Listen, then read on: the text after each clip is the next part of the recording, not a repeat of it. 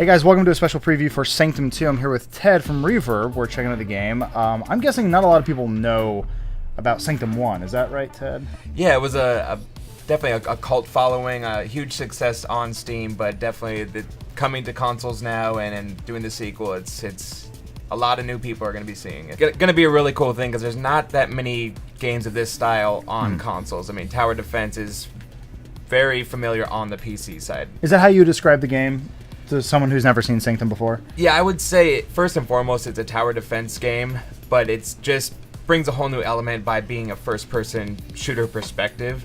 So you really have that familiar aspect of a first-person shooter in a traditional tower defense style game. What are people gonna do right away when they pick up the game? Basically, it's a full campaign. So in Sanctum 1, there was 4 levels just to start off with. This is actually a full-on 16-level campaign that you progress through. I think the main thing, though, that people will see from Sanctum 1 to Sanctum 2 is now there's 4 different characters, so you have a lot of strategy with 4-player co-op. What is it like when we're playing, like right now when we're offline? You still play through the same campaign, so it's leveling up your character along the way. There's a full leveling up system where as you progress through the campaign, which you can play by yourself, then you can jump on with your friends and continue right from where you left off. Leveling up your character, unlocking new perks and new towers, new weapons, all these new abilities that really let you customize how you really want to take on each level. And so the way it works with being a single player, having like somewhat of a narrative in the game, do you just defend specific sections, or do you move a lot, or do you spend a lot of time just in one area? I think it really depends on the play style. So it's certain players, I think, that are more familiar with first-person shooters will want to be up and in the action. Other people might want to be standing back, jumping up on one of these platforms and kind of just hanging back and taking out the enemies and letting the towers do the work for them. What is the number one thing you guys are addressing for the sequel? I think the number one thing is the ramp of difficulty. It was very extreme, almost punishingly extreme even at the first level. So it's really getting that progression so that people can be introduced to a tower defense with this new perspective and get ramped up so that once they get to those later levels that are very hardcore, like in Sanctum 1, they're already prepared for the battle.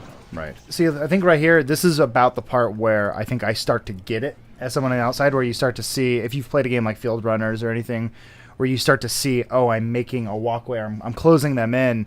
You start to actually see that it is a tower defense game. Exactly. And you can always see where you have a little red line that shows the path of the enemies. Also in the top left corner, you have your mini-map, and you can also bring it up more of a traditional kind of tower defense. So I can see where if I place something right here, all of a sudden now that's blocked off and you can see how the enemies are routed. And when you play co-op, do roles tend to switch? Have you noticed that? Or does everyone kind of play the same? Or is there one guy who's just designated to building and keep maintaining? Or just everyone does the same thing? It's really based off the player's style.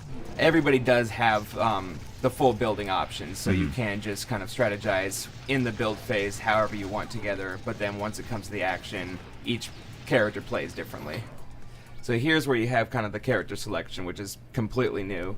So Skye was the original character in Sanctum 1. She's your basic kind of just assault class. She has the power to double jump. Sweet is her sister. She's more of the demolition style class, which has a gigantic rocket launcher, and her ability is she sets targets on fire. And you got Simo, who's the robot sniper class. He has better accuracy and deals more weak spot damage, as a sniper should. And Hagen, who is basically the tanking class. He has a shotgun and has more health. And can you play, when you do a co-op game, can you play as the same character, or does everyone have to be someone different? Yeah, you can mix and match however you see fit, just whatever style you are. You're not stuck into a certain role.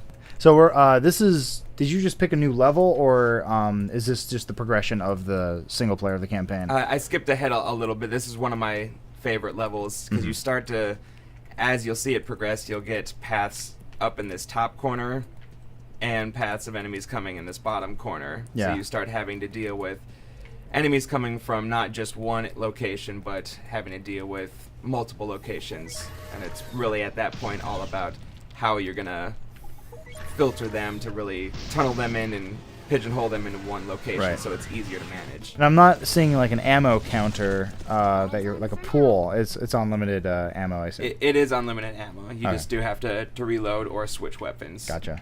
What's the penalty for dying? No penalty for dying other than a respawn timer. Gotcha. So you have a 10-second respawn timer, and sometimes at the end of the game when a boss is at your core, 10 seconds ends up being a lot longer than you would think. And now we're starting to see some much bigger units, I notice. Yeah. They get bigger and badder.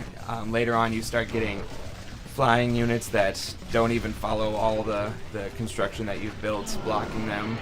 You got healing enemies that will just sit behind a boss and just constantly heal them, so you have to take them out before doing anything else. The other thing that's added from Sanctum 1 to Sanctum 2 is a full aggro system.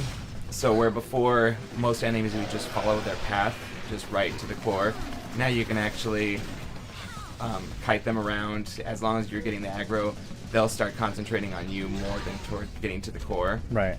So that's very useful in multiplayer, because you can actually have one player that's trying to just do maximum damage to get players away from the core while you're trying to take them out. And that's why you have a tank character. Exactly. Right.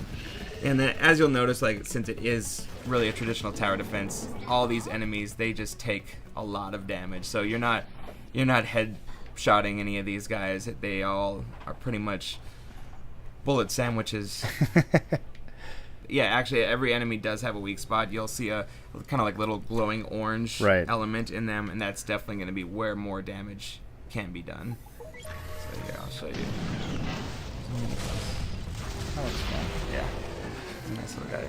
And so from right here, he takes in a lot of beatings, but you shoot him in the butt, and it does definitely a lot more damage. Yeah. Except electricity doesn't hurt him. Hit him in the space anus. Yes. The Spanus.